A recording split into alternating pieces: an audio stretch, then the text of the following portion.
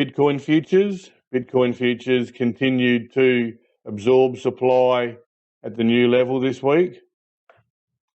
Just to put everything into context quickly, we have a accumulation zone to the left here and a breakout.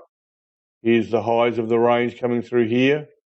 Price broke out, tested, attempted to break out again and failed. Came back, secondary test, and then a push higher. This looked much more promising here. This was a little period of bullish absorption through here, and that led to a more serious breakout. Now I'm expecting there to be supply to the left up here. That's causing a few little issues at the moment, and in response, this market has been, over the last month, absorbing supply and grinding higher. So that's exactly what you'd expect to see at this level. It is a level where you would expect increased supply to be drawn out from the left, and that is happening to some extent. Now, volume was pretty high this week, but spread actually reduced and was narrow, and that's telling you that there was supply being drawn out.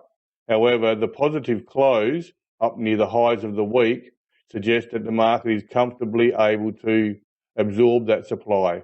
At least it was this week for sure, and infers that that will be the case next week until you find otherwise.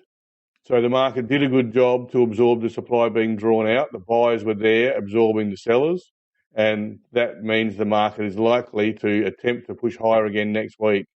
And I would say it'll grind higher. I'm not expecting it to accelerate higher, but we'll wait and see. Now, early in the week next week, because volume was high this week, you may find a test for supply, and that will be below the previous close in here.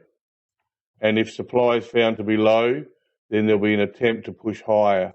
But I'm expecting it more grinding fashion than an acceleration higher. There may be a minor acceleration like this, and then price will come back, and overall you'll get a bar that looks more like this, and it'll be a grinding bar rather than a true acceleration higher. But we'll see.